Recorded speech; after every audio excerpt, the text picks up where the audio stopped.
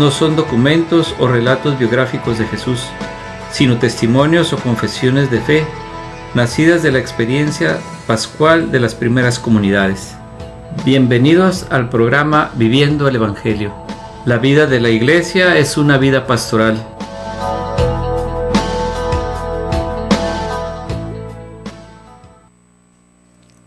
Buenas noches, hermanas y hermanos, bienvenidos a su programa Viviendo el Evangelio, donde les compartiré la homilía del Padre en su rezo del Ángelus el día de ayer, y algo que quiero compartirles también es la homilía del día de hoy, que nos sirve mucho de provecho para ir cuestionándonos. Nosotros pudiéramos decir que el día de ayer iniciamos la tercera semana de la Cuaresma. Entonces aquí podemos nosotros hacer un primer balance de cómo vamos caminando en esta Cuaresma.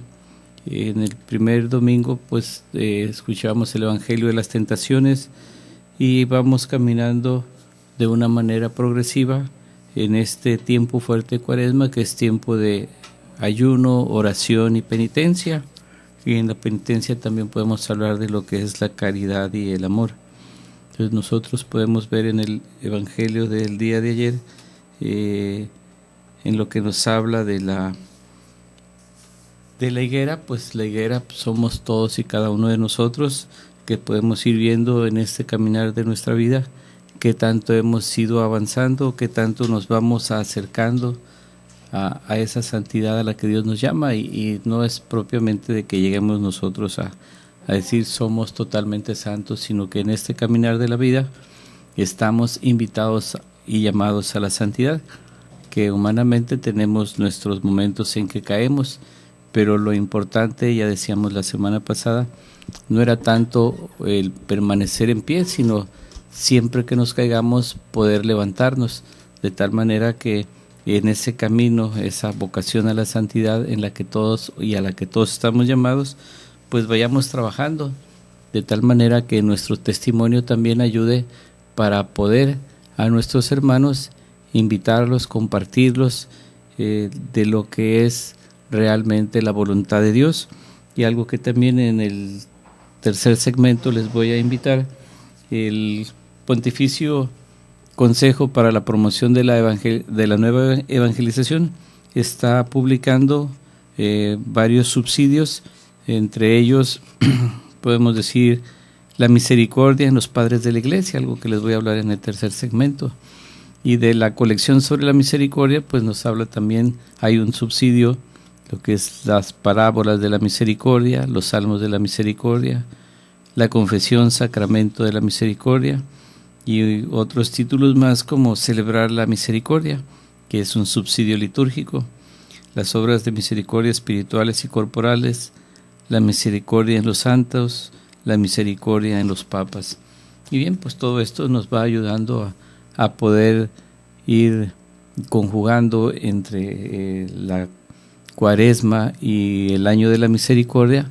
Pues en esto que yo les digo de conjugar es de que no podemos hablar de una Cuaresma sin una misericordia de Dios, que es a lo que todos nosotros clamamos y pedimos, que Dios sea misericordioso con todos y cada uno de nosotros, que en nuestras oraciones también sea por intercesión de aquellos que se han alejado de Dios, de aquellos quienes no han escuchado la buena nueva, y que podamos nosotros poco a poco ir caminando hacia una vida de mejores cristianos católicos. Bien, les leeré para iniciar el Evangelio del día de ayer, tomado del Evangelio según San Lucas.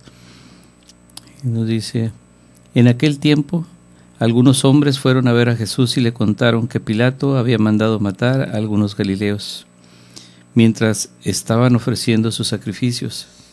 Jesús les dijo este comentario: ¿piensan ustedes que aquellos galileos, porque les sucedió esto, eran más pecadores que todos los demás galileos? Ciertamente que no. Y si ustedes no se convierten, perecerán de manera semejante. Y aquellos 18 que murieron aplastados por la torre de Siloé, ¿piensan acaso que eran más culpables que todos los demás habitantes de Jerusalén? Ciertamente que no. Y si ustedes no se convierten, perecerán de manera semejante. Entonces les dijo esta parábola. Un hombre tenía una higuera plantada en su viñedo. Fue a buscar higos y no los encontró. Dijo entonces al viñador: Mira, durante 3 años seguidos he venido a buscar higos en esta higuera y no los he encontrado. Córtala. ¿Para qué ocupa la tierra inútilmente? Y el viñador le contestó: Señor, déjala todavía este año. Voy a aflojar la tierra alrededor y a echarle abono, para ver si da fruto. Si no, el año que viene la cortaré. Palabra del Señor. Gloria a ti, Señor Jesús. Bien, pues como les decía, esta higuera somos todos y cada uno de nosotros, que podemos hacer un recuento de nuestras vidas, que tanto nos hemos acercado a Dios, que tanto hemos podido ser testigos de la misericordia de Dios, que nosotros podamos, aquellos que no se han acercado al sacramento de la confesión, pues poderlos ayudar a explicarles un poco, o en la medida de nuestras posibilidades, qué es un examen de conciencia, acercarlos a un sacerdote también que les ayude a hacer una confesión general, de tal manera que puedan experimentar ellos también la misericordia de Dios y que su vida se vaya transformando. Bien, les comparto ya lo que fue la homilía del Santo Padre el día de ayer, con el rezo, después del rezo del Ángelus. Nos dice: esto pues lo tomo, la fuente es Cenit.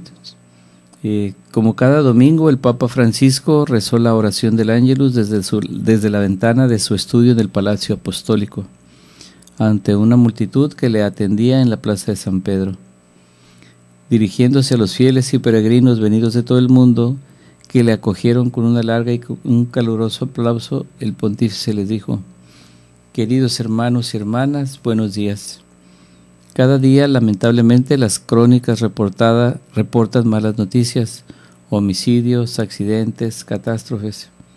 En el pasaje del Evangelio de hoy, Jesús se refiere a 2 hechos trágicos que en aquel tiempo habían suscitado mucha sensación.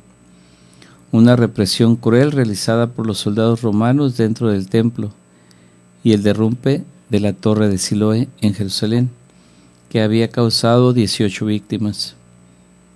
Jesús conoce la mentalidad supersticiosa de sus oyentes y sabe que ellos interpretan este tipo de acontecimientos de modo equivocado. De hecho, piensan que si aquellos hombres han muerto así cruelmente, es signo que Dios los ha castigado por alguna culpa grave que habían cometido, como diciendo, se lo merecían. Y en cambio, el hecho de ser salvados de la desgracia equivalía a sentirse bien. Ellos se lo merecían, yo estoy bien.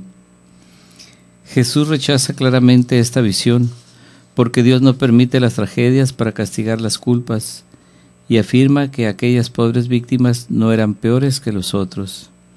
Más bien, Él invita a sacar de estos hechos dolorosos una enseñanza que se refiere a todos, porque todos somos pecadores. De hecho, dice a aquellos que le habían interpelado: si no os convertís, todos pereceréis del mismo modo. También hoy, frente a ciertas desgracias y eventos dolorosos, podemos tener la tentación de descargar la responsabilidad en las víctimas o incluso en Dios mismo. Pero el Evangelio nos invita a reflexionar. ¿Qué idea de Dios hemos hecho? ¿Estamos realmente convencidos de que Dios es así? ¿O esto no es más que nuestra proyección, un Dios hecho a nuestra imagen y semejanza? Jesús, al contrario, nos invita a cambiar el corazón, a hacer una radical inversión en el camino de nuestra vida, abandonando los compromisos con el mal. Y esto lo hacemos todos, los compromisos con el mal, las hipocresías. Pero yo creo que casi todos tenemos un poco de hipocresía para retomar decididamente el camino del Evangelio. Pero está ahí nuevamente la tentación de justificarse. ¿De qué cosa debemos convertirnos? ¿No somos, en fin de cuentas, buenas personas? ¿Cuántas veces hemos pensado esto? Pero, en fin de cuentas, yo soy bueno, soy alguien bueno. Y no es así, ¿No somos creyentes, incluso bastante practicantes? y nosotros creemos que sí nos justificamos. Lamentablemente cada uno de nosotros se asemeja mucho a un árbol que durante años ha dado múltiples pruebas de su esterilidad, pero afortunadamente para nosotros, Jesús se parece a un agricultor que, con una paciencia sin límites, obtiene todavía una prórroga para la higuera infecunda. Déjala todavía este año, dice el dueño. Puede ser que así dé frutos en adelante. Un año de gracia, el tiempo del ministerio de Cristo, el tiempo de la Iglesia antes de su regreso glorioso, el tiempo de nuestra vida, marcado por un cierto número de cuaresmas que se nos ofrecen como ocasiones de arrepentimiento y de salvación.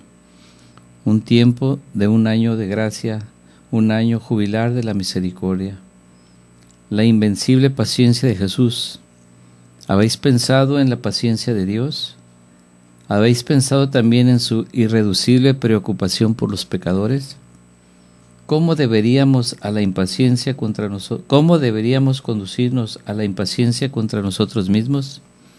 Nunca es demasiado tarde para convertirse. Jamás.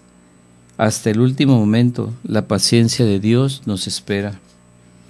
Recordemos aquella historia de Santa Teresa del Niño Jesús cuando rezaba por aquel hombre condenado a muerte, un criminal que no quería recibir la consolación de la Iglesia.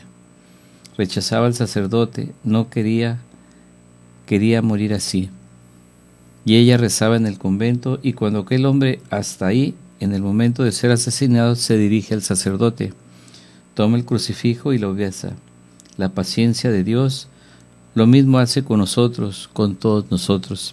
Y se nos termina el tiempo de este primer segmento. Yo regreso después de una pausa. Estamos en su programa Viviendo el Evangelio. Regresamos después de una pausa. La vida de la Iglesia es una vida pastoral.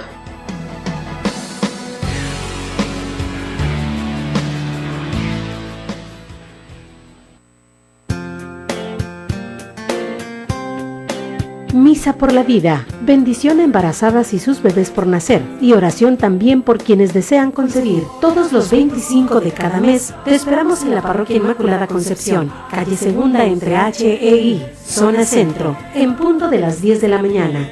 Infórmate al 688-0029 o al celular 664-119-4243. Invita el CAM, Centro de Ayuda para la Mujer, y el Comité Nacional Provida. Si quieres la paz, defiende la vida. Te esperamos en las misas por la vida. Recuerda, todos los días 25 de cada mes. Gloria, gloria, gloria a Dios en el cielo.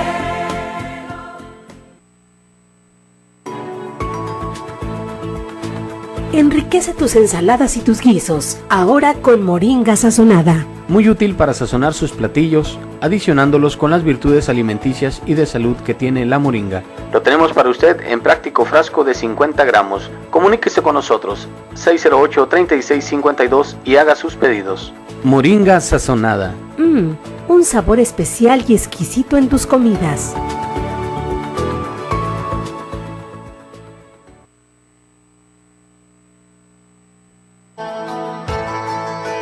Miel silvestre Koinonia, 100% natural, 100% virgen.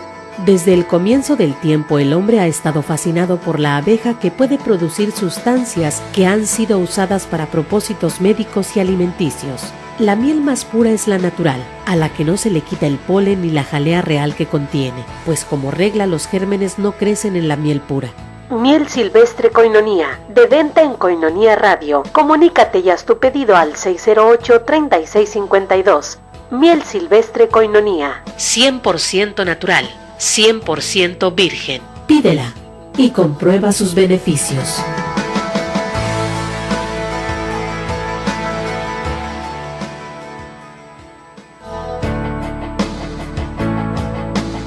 Ya estamos de regreso en su programa Viviendo el Evangelio. Regresamos. La vida de la Iglesia es una vida pastoral.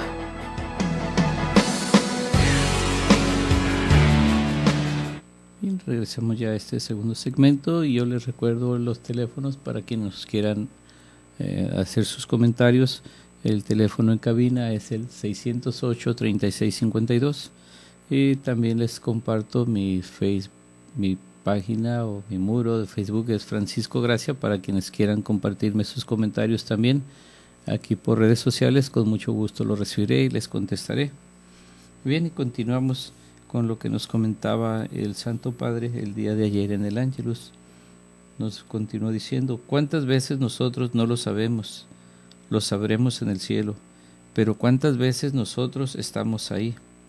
Ahí el Señor nos salva porque tiene una gran paciencia con nosotros, y esta es su misericordia. Jamás es tarde para convertirnos, pero es urgente, es ahora. Comencemos hoy. La Virgen María nos sostenga para que podamos abrir el corazón a la gracia de Dios, a su misericordia, y nos ayude a no juzgar jamás a los demás, sino a dejarnos interpelar por las desgracias cotidianas para hacer un serio examen de conciencia y arrepentirnos. Al término de estas palabras, el Santo Padre reza la oración mariana. Al concluir la plegaria, el Papa Francisco se refirió a la difícil situación de los refugiados que huyen de la guerra y pidió oraciones por Siria. También en un mensaje del Santo Padre mismo nos dice: queridos hermanos y hermanas, mi oración, y ciertamente también la vuestra, tiene siempre presente el drama de los refugiados que huyen de las guerras y de otras situaciones inhumanas. En particular, Grecia y otros países que están en primera línea les están dando una ayuda generosa que requiere la cooperación de todas las naciones. Una respuesta coral puede ser eficaz y distribuir equitativamente los pesos. Por eso es necesario apuntar con decisión y sin reservas a las negociaciones. Y al mismo tiempo he recibido con esperanza la noticia sobre el cese de las hostilidades en Siria, e invito a todos a rezar para que este resquicio pueda dar alivio a la población sufriente y abre el camino al diálogo y a la paz tan deseada. El Santo Padre también manifestó su cercanía a las víctimas del ciclón que ha azotado las Islas Fiji. También deseo asegurar mi cercanía al pueblo de las Islas Fiji, duramente azotada por un ciclón devastador. Rezo por las víctimas y por quienes están comprometidos con las operaciones de socorro. Bien, pues aquí claramente el Santo Padre nos da la muestra de cómo vivir realmente el Evangelio, cómo ser misericordiosos con nuestros semejantes. Al hacer también la oración, recordemos que una de las obras de misericordia pues es la oración, pedir por los otros, pedir por los difuntos, pedir por aquellos que más necesitan de la misericordia de Dios, y que también nosotros no somos exentos, estamos también necesitados día con día de la misericordia de Dios. Y como nos dice el Santo Padre aquí, como dijo, nos leyó en el Evangelio, donde se da un año de gracia a esa higuera para que de frutos. Igual nosotros que estamos viviendo ahorita el año de gracia de la misericordia, pues es tiempo de reconciliación para poder nosotros ir caminando día a día hacia la casa del Padre, porque no sabemos ni el día ni la hora en que Dios nos va a llamar a su presencia, y que esa sería la situación en la que podría haberle sucedido a la higuera si no dio frutos. Pero creo que en la infinita misericordia de Dios, haciendo la analogía y proyectándonos nosotros mismos sobre la higuera, pues vamos a aprovechar esta oportunidad que Dios nos da para poder salvar nuestra alma y poder salvar a nuestros prójimos. Y en algo que resulta muy interesante es en lo que es la homilía del día de hoy, donde se nos narra, lo escuchamos el Evangelio sobre el Jesucristo que le reclaman que no ha sido profeta en su tierra, que haga milagros, y que él les recuerda lo que fue la viuda de Sarepta, lo que fue el militar, el alto jefe del ejército sirio, Naamán, que fue curado de la lepra por el profeta. Y aquí les voy a compartir, para el tiempo se nos va rápidamente, y voy a tomado de Así Prensas Dice, en su homilía en la misa celebrada esta mañana en la capilla de la Casa Santa Marta, el Papa Francisco subrayó que la salvación no viene de los poderes ni de algo majestuoso, sino de lo pequeño y la simplicidad de las cosas de Dios. En nuestra imaginación, lamentó Francisco, la salvación debe venir de algo grande, de algo majestuoso. Solo nos salvan los poderosos, aquellos que tienen fuerza, que tienen dinero, que tienen poder. Estos pueden salvarnos. Y el plan de Dios es otro. La salvación solo viene de lo pequeño, de la simplicidad de las cosas de Dios, aseguró. En su homilía el Santo Padre destacó en las lecturas de hoy el tema del desprecio como el de Naamán. El sirio pide al profeta Eliseo ser curado, pero no aprecia el modo sencillo en el que se produciría esta curación, o el de los pobladores de Nazaret, que se indignan ante las palabras de Jesús. Esa indignación, indicó el Papa, se debe a que el proyecto de la salvación de Dios no sigue nuestros esquemas y no es como nosotros pensamos que es la salvación, aquella salvación que todos nosotros queremos. Francisco recordó que los saduceos buscaban la salvación en los acuerdos con los poderes del mundo, con el imperio. Unos con los acuerdos clericales, otros con los acuerdos políticos, buscaban la salvación así. Cuando Jesús hace la propuesta del camino de salvación, jamás habla de cosas grandes, sino de cosas pequeñas, subrayó. Cuando Jesús hace la propuesta del camino de salvación, jamás habla de cosas grandes, sino de cosas pequeñas. Como preparación a la Pascua, yo los invito, también lo haré yo, a leer las bienaventuranzas y a leer Mateo en el capítulo 25, y pensar y ver si algo de esto me indigna, me quita la paz, porque la indignación es un lujo que solo pueden permitirse los vanidosos, los orgullosos. El Papa destacó que si al final de las bienaventuranzas Jesús dice una palabra que parece, pero ¿por qué dice esto? Bienaventurado aquel que no se escandaliza de mí, que no tiene desdén de esto, que no siente indignación. Francisco reiteró que nos hará bien dedicar un poco de tiempo hoy, mañana, y leer las bienaventuranzas, leer a Mateo 25 y estar atentos a lo que sucede en nuestro corazón. Si hay algo de indignación, y pedir la gracia al Señor de comprender que la única vía de la salvación es la locura de la cruz, es decir, el aniquilamiento del Hijo de Dios, del hacerse pequeño. Bien, pues ciertamente nosotros siempre buscamos las cosas espectaculares, como a veces algunos sacerdotes nos lo comentan, ¿no? Así textualmente, queremos obras de relumbrón, que sean magníficas, magnánimas, y en todo eso pues solo Dios es grande, y más en su infinita misericordia. Entonces nosotros tenemos que ir trabajando en nuestra vida diaria en las cosas sencillas, que nosotros podamos realmente someternos a la voluntad de Dios, y que pues nos pone el ejemplo el mismo Cristo cuando lo escuchamos en los evangelios, como en una vida de sencillez, como en esa vida pudiéramos decirlo austero, como siendo el hijo del carpintero, el hijo de María, en fin. Jesús pues siempre vivió de una manera, pudiéramos decir, antes de su vida pública, pues vivió de una manera que pasaba tal vez desapercibido, no sabemos con certeza, pero pues sí se nos dice que una vez que fue bautizado por Juan el Bautista, empieza su vida pública.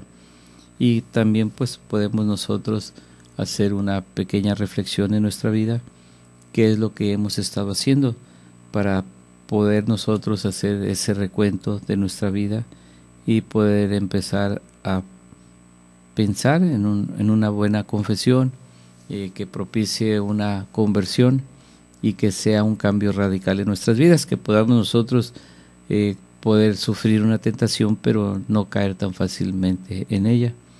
Y recordemos que la tentación no es pecado, pero mejor busquemos las cosas que agradan a Dios, y es alejarnos de las cosas que pueden ser para nosotros una tentación. Y bien, algo que quiero compartirles antes de que termine este segundo segmento algo de lo que les voy a comentar, que es la misericordia en los padres de la Iglesia, que es un documento, un subsidio del Pontificio Consejo para la Promoción de la Nueva Evangelización, y que podemos preguntarnos quiénes son los padres de la Iglesia. Y bien, pues los padres de la Iglesia son testigos privilegiados de la tradición de la Iglesia. Sus escritos ofrecen una riqueza cultural y apostólica que hace de ellos los grandes maestros de la Iglesia de ayer, de hoy y de siempre. Y podemos nosotros tener de ejemplo a padres de la Iglesia, pues a muchos grandes santos que podamos nosotros poder participar de esas gracias recibidas y que puedan irnos ayudando en este caminar, ¿no? Entonces dice, los reconocidos como padres de la Iglesia nos conducen con mucha claridad y firmeza hacia el Dios amor a través de un mundo no cristiano, en medio de persecuciones y acusaciones de atentar contra la sociedad de aquellos siglos. Su vida, sus escritos y predicación son muy actuales y especialmente en el tema de la misericordia. Este párrafo concreta muy bien su pensamiento. Bien, pues se nos termina este segundo segmento. Yo regreso después de una pausa y les comparto algo sobre los padres de la Iglesia.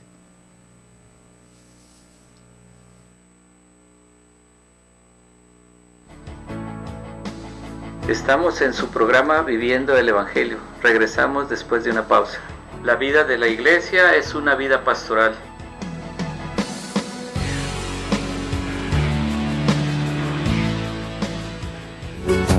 Solo le pido a Dios. Marcha por la vida, la paz y la misericordia, misericordiosos como el Padre. Domingo 13 de marzo, 8:30 de la mañana. Te esperamos en la calle Manuel Doblado, aledaña al Extoreo de Tijuana, para llegar al auditorio municipal y celebrar juntos la Santa Misa, presidida por el excelentísimo señor arzobispo don Rafael Romo Muñoz. Asiste con playeras blancas y globos blancos. 16ª Marcha por la Vida, la Paz y la Misericordia. Te esperamos y juntos digamos sí a la vida. Les esperamos con muchísimo gusto su participación en esta marcha número 16 de nuestra arquidiócesis. Solo le pido a Dios que la guerra no me sea indiferente. Voy navegando sin timón. Conferencia Conviviendo con 5 Papas, con Valentina Alarraqui. Te esperamos en el Auditorio Municipal de Tijuana en punto de las 5:30 de la tarde, martes 1 de marzo. Valentina Alarraqui, Conviviendo con 5 Papas. Pero lo que me marca es la relación también. El hecho de que viniera a México por primera vez, que se enamorara de México, que volviera 5 veces, y entonces para él yo era México. Y yo tuve ese gran privilegio de que, claro, él me considerara con cariño porque él adoraba a los mexicanos. Este evento es gratuito. Invita a la UNID y Arquidiócesis de Tijuana. Palabra es la esperanza que buscamos tantas almas.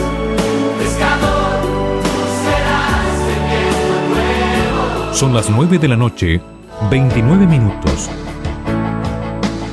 Ya estamos de regreso en su programa Viviendo el Evangelio. Regresamos. La vida de la Iglesia es una vida pastoral.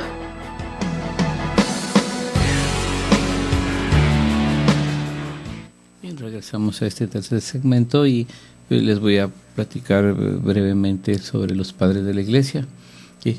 ¿Por qué conocer a los padres? ¿Por qué es tan importante en el momento actual el conocimiento de los escritos de los padres? Hace pocos años un documento de la Santa Sede intentaba responder a esta cuestión. Se dan en esas páginas 3 razones fundamentales. Los padres son testigos privilegiados de la tradición de la Iglesia. Segundo, los padres nos han transmitido un método teológico que es a la vez luminoso y seguro. Los escritos de los padres ofrecen una riqueza cultural y apostólica que hace de ellos los grandes maestros de la Iglesia de ayer, de hoy y de siempre. El análisis de estas afirmaciones pueden servirnos para ilustrar cómo los escritos de estos autores constituyen un verdadero tesoro de la Iglesia, un tesoro cuyo conocimiento y disfrute no debería quedar reservado a unos pocos, ya que es patrimonio de todos los cristianos. La doctrina predicada por Jesucristo, palabra de Dios dirigida a los hombres, fue consignada por escrito bajo la inspiración del Espíritu Santo y entregada a la Iglesia. La Sagrada Escritura es por eso un libro de la Iglesia. Solo en la Iglesia, a la luz de la tradición que se remonta al mismo Cristo, puede ser adecuadamente entendida y transmitida a las generaciones posteriores. Las ciencias positivas de que se hace uso la moderna exegesis constituye sin duda un instrumento valiosísimo para profundizar en el contenido de la revelación, pero a condición de que no se utilicen fuera del sentir de la Iglesia, y menos aún contra el sentir de la Iglesia. Cuando se cercena esta relación esencial existente entre la vida y la Iglesia, la palabra de Dios queda desposeída de su virtud salvífica, transformadora de los hombres y de la sociedad, y se ve reducida a mera palabra de hombres. En esto hago un pequeño paréntesis donde seguido se nos cuestiona y hay a veces confrontación con nuestros hermanos separados, ¿no? Donde ellos cuestionan mucho que en qué parte de la Biblia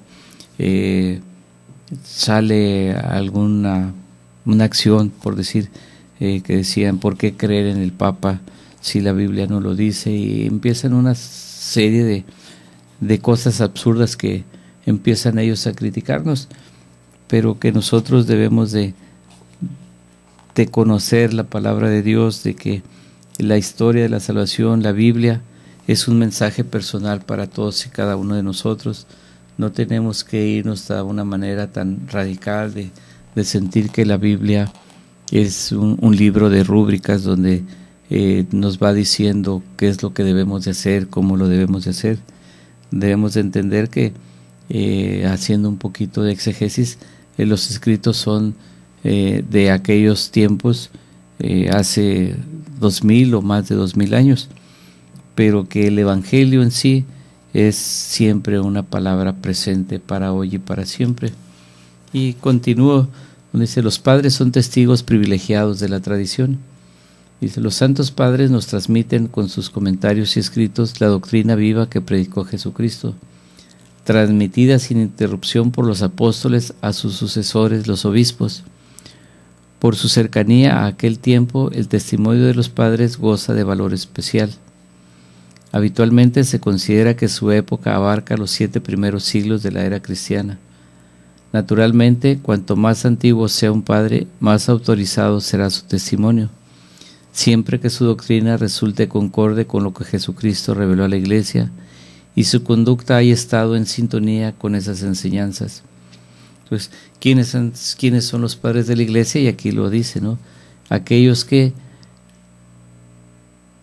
nos transmiten con sus comentarios escritos la doctrina viva que predicó Jesús. O sea, y recordemos que la tradición pues es la forma en cómo se nos fue transmitiendo los evangelios, de cómo de generación en generación se iba pasando la buena nueva.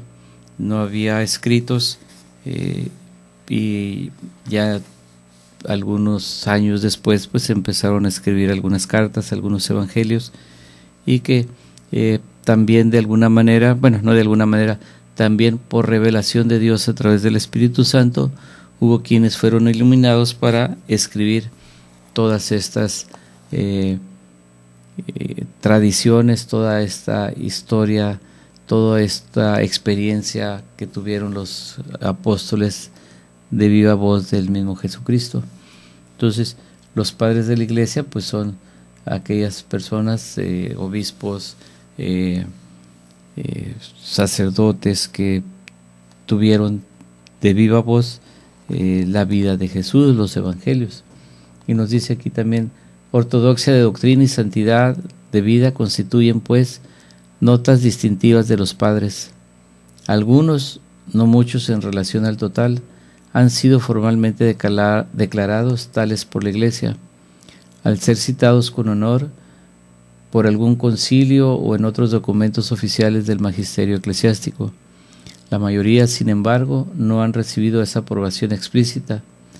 El solo hecho de su antigüedad, unida a la santidad de su vida y a la rectitud de sus escritos, basta para hacerles merecedores del título de padres de la Iglesia.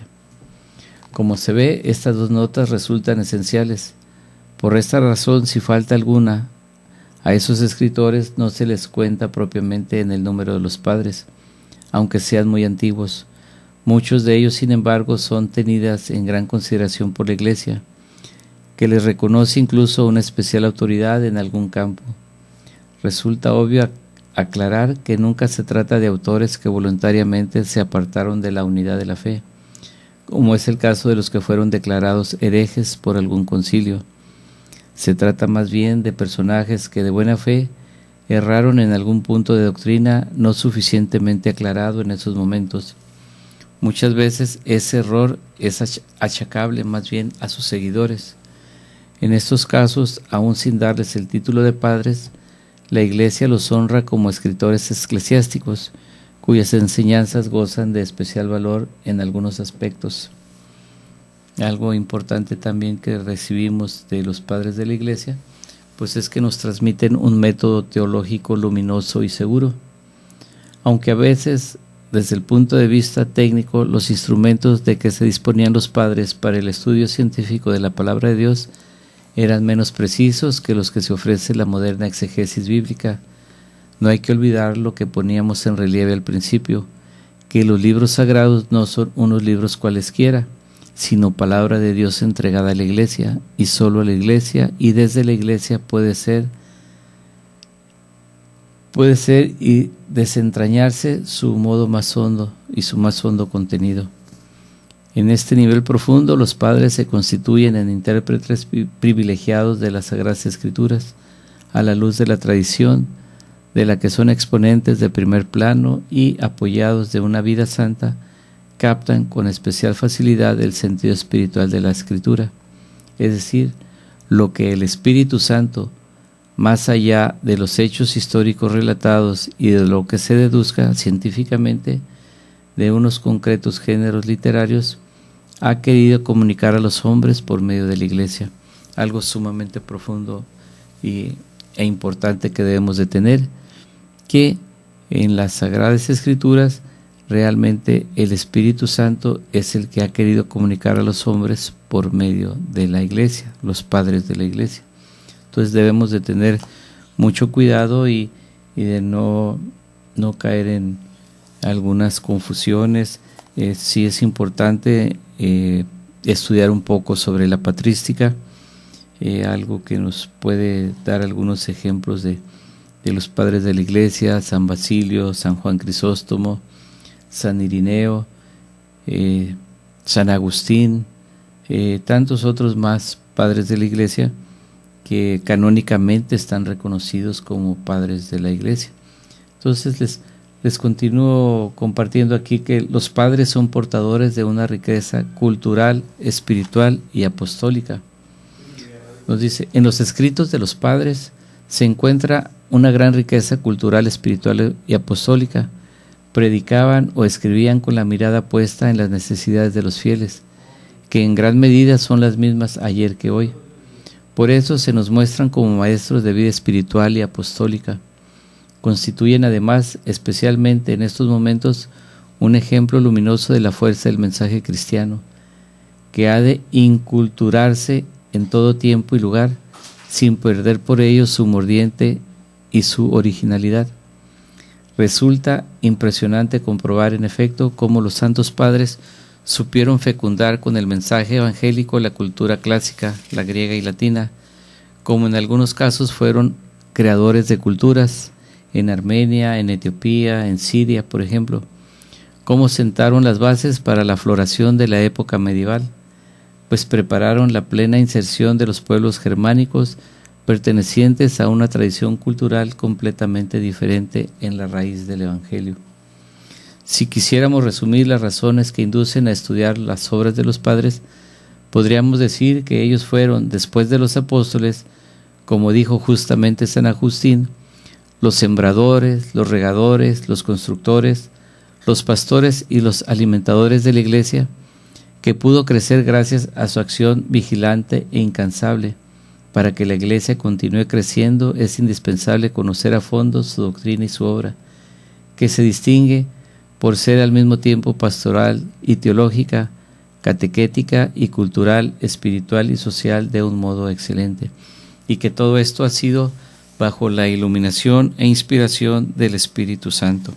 Bien, antes de que concluya este segmento, pues un saludo a la señora Lola Lersi, que nos habló, nos da saludos y bendiciones, pues también nuestros saludos y oraciones, y que la tendremos presente en nuestras oraciones. Bien, pues el tercer segmento se nos ha terminado. Yo regreso después de una pausa.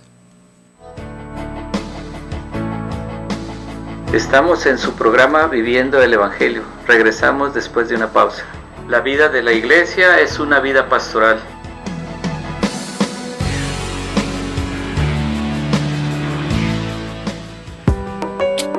Desayuno Proayuda a Koinonia Radio. Ayúdanos, colabora y diviértete. El encuentro mensual en el desayuno de Koinonia Radio es muy importante para nosotros y para cada uno de ustedes. Gracias porque siempre acogen nuestra invitación. Soy el Padre Israel Ángeles y te invito para que este próximo sábado 5 de marzo nos demos cita en el restaurante La Escondida, donde compartiremos de manera especial los ecos y vivencias de la visita del Papa Francisco a nuestro país.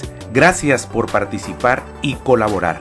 Te esperamos. Cooperación 120 pesos. Infórmate 608-3652. Koinonia Radio, la radio de la Arquidiócesis de Tijuana y la Arquidiócesis de Tijuana en tu radio.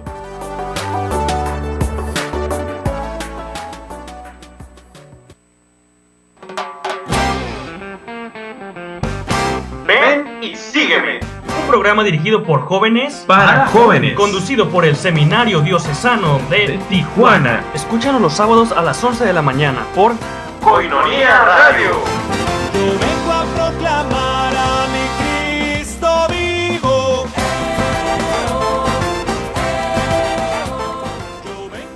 Son las 9 de la noche, 42 minutos.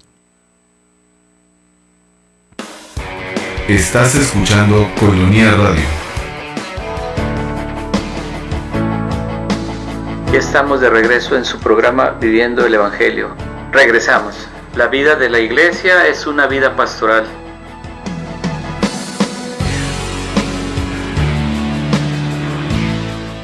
Bien, regresamos ya a nuestro último segmento y algo de lo que pues les comentaba que iba a compartir la misericordia en los padres de la Iglesia. Algunos de los páginas que vienen en este subsidio, pues les voy a compartir. Nos dice: el Padre Nuestro, la oración de la misericordia. Sí, la educación cristiana en la misericordia encontró en la antigüedad cristiana un espacio cotidiano en los comentarios a la petición del Padre Nuestro. Perdona nuestras deudas, Mateo 6, capítulo 6, versículo 12. La oración del Señor el Padre Nuestro era utilizada en las comunidades cristianas latinas como síntesis de la catequesis sobre la oración a los neobautizados a través de dos ritos: el rito de la entrega de la oración del Señor al bautizado y el rito de la confirmación de tal oración. En latín, los ritos de la Traditionis Orationis Dominicae. El rito de la entrega incluía la lectura de cada petición del Padre Nuestro con una breve explicación. El rito de la confirmación de la oración consistía en que cada candidato recitaría de memoria la oración. Su significado principal era ayudar al nuevo cristiano a tener un coloquio permanente con Dios nuestro Padre, para pedirle el ser capaz de cumplir las promesas bautismales profesadas en el credo. En este contexto, en el ámbito de la petición, perdona nuestras deudas, se educaba al catecúmeno en vivir la misericordia. Tal oración explicitaba la posibilidad del nuevo candidato al cristianismo de poderse dirigir siempre a Dios en las fallas cotidianas de su existencia, para poder recomenzar. Tal educación constituía para los padres de la Iglesia la síntesis del mensaje de Jesús. De hecho, ¿qué se puede esperar de un corazón humano nacido para vivir eternamente con Dios, sino una inmensa piedad por sus heridas siempre abiertas, y la misericordia de Dios, que al vendárselas se las cicatriza, ayudándolo de esta manera a vivir. Los comentarios a la petición del Padre Nuestro, perdona nuestras deudas, entre los más famosos en la Iglesia como Tertuliano, Orígenes, Cipriano y Agustín, fueron escritos para que tal esperanza formara parte de todo creyente, como de cada hombre llamado a la fe cristiana. Dejó escrito San Cipriano de Cartago: es algo verdaderamente necesario, providencial y saludable, que no sea recordada nuestra condición de pecadores. Así, inducidos a rogar por nuestros pecados mientras le pedimos perdón a Dios, nos recordamos lo que somos. Cuando confesamos nuestros pecados, Dios fiel y justo nos los perdona. Con esto Él nos recuerda dos aspectos: el deber de rogar por nuestros pecados y el deber de suplir este perdón con la oración. Él se proclama fiel en perdonar los pecados, es decir, confía en su promesa, porque mientras nos ha enseñado a orar por nuestras deudas y pecados, nos ha prometido también su paterna misericordia, y el perdón de allí nos viene. La catequesis de los neobautizados sobre la oración del Padre Nuestro apuntaba principalmente a dos objetivos: educar a los neocristianos en tomar conciencia de la realidad de cada hombre, todos necesitados de misericordia, y en la pertenencia a la comunidad cristiana, una iglesia hecha de hombres que los acoge de todas partes, así como son, y los educa en la misericordia de Dios, por el hombre y en la misericordia recíproca, lo que equivale a decir una esperanza fundada en la fe siempre poderosa, de poderse recuperar de las propias fallas bautismales, de cualquier naturaleza y gravedad. San Agustín animaba a los neobautizados en su discurso acerca del Padre Nuestro. Decía San Agustín: escúchenme, estén seguros de que todo les servirá perdonando, sea lo que han contraído viniendo a la vida con el pecado original, por el cual junto con los pequeños corren a la gracia del Salvador, sea cuanto ustedes mismos en su vida han añadido de mal con palabras, obras y pensamientos, todo les será perdonado. Esto podemos verlo también en las Confesiones de San Agustín, un libro muy bello en el que podemos ver cómo ese gran hombre, ese gran modelo de conversión que ha sido San Agustín, nos dice también: la conciencia del mal, de las posibles fallas que cada uno lleva dentro, se traduce en la vida del cristiano en relaciones de misericordia y de ayuda recíproca, en el liberarse del mal en el que se incurre cotidianamente, no tardándose más de lo necesario en el juzgar, viviendo en consecuencia relaciones negativas con los propios semejantes. La misericordia nos impulsa a encontrarnos en lo humano que nos identifica. Los hombres con la misericordia ya no actúan bajo la fuerza del mal, sino mirándose y descubriéndose pecadores, orando juntos, perdonan nuestras deudas. Esta invocación de la oración del Señor se le enseñaba al catecúmeno a rezarla cotidianamente con fe, en que el hombre siempre puede dirigirse a Dios, porque Él, misericordia, está de parte de quien cae, resucitándolo de generación en generación. Por tanto, en la prisión del corazón humano, privado de luz, siempre desciende la paterna y piadosa mirada de Dios que lo ilumina con su luz, no poniéndole delante sus pecados, sino al perdonarlo lo introduce en el calor del abrazo de su luz. Por tanto, los cristianos eran educados en la posibilidad cotidiana de ser perdonados, esto es, de recibir un gesto de misericordia necesario para el hombre, como el pan para vivir, el agua para saciarse. Sin tal posibilidad, hasta la liberalidad de Dios no tendrá sentido, porque el hombre se vendría a encontrar en la condición de un buey destinado a la muerte, como explicaba el catequista de Cartago, Tertuliano, a los catecúmenos. Tertuliano lo dice textualmente: vista la generosidad de Dios, era una consecuencia el que imploráramos también su clemencia. De hecho, ¿de qué serviría el alimento corporal Si a este respecto luego entráramos en la condición de un buey destinado a la carnicería, el Señor sabía que Él era el único sin pecado, por eso nos exhorta a orar así: perdona nuestras deudas.